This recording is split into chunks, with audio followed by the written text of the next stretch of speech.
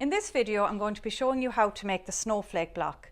And this is a lovely, easy block to make. It features throughout the quilt, and we'll be making it in two sizes. We'll be making it in 6-inch and in 4-inch. And regardless of what size you're making, it's all made the same way. So in the next section of the video, I just want to talk to you a little bit about your templates. So I'll see you there for that. So your general instruction book will include all of the templates you need to make the quilt. And our copyright allows you to photocopy just these pages, and that will allow you to keep the originals intact.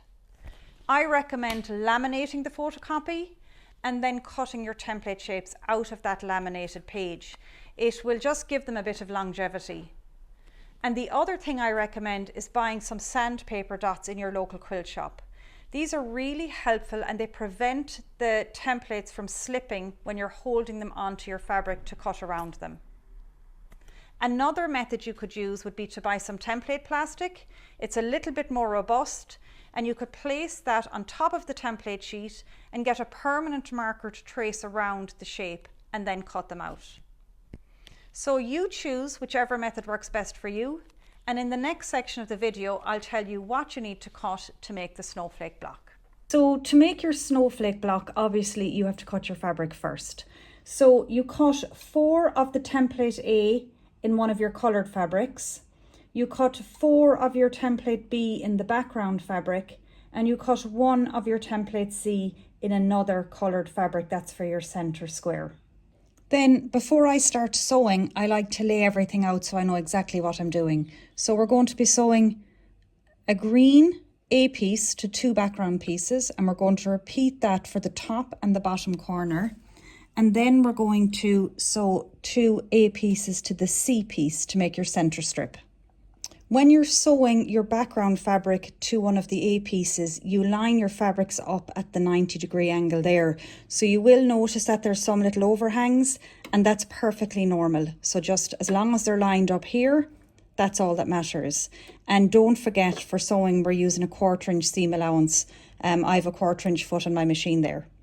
So I'm going to go ahead now and do the sewing.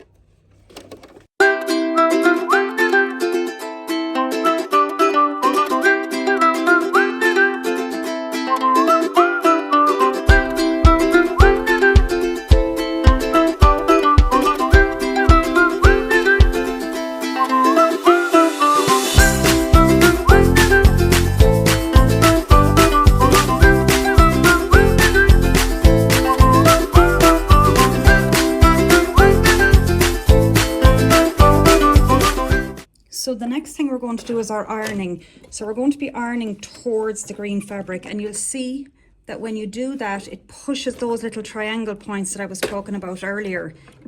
They get lost then in the ironing. So you're ironing towards the green fabric for both of the corner pieces and towards the green fabric again on that center piece.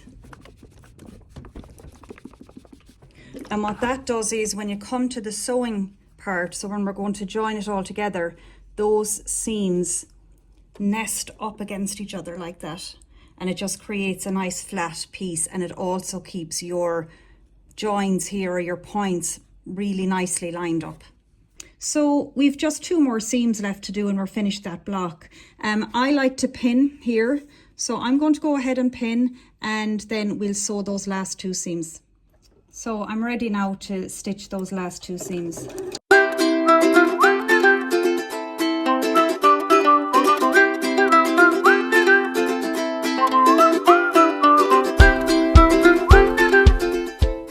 And there is your snowflake block. So we're going to give it 1 more iron and then it'll be finished. So for your last ironing, again, you're ironing towards that green. So you're ironing towards the center strip.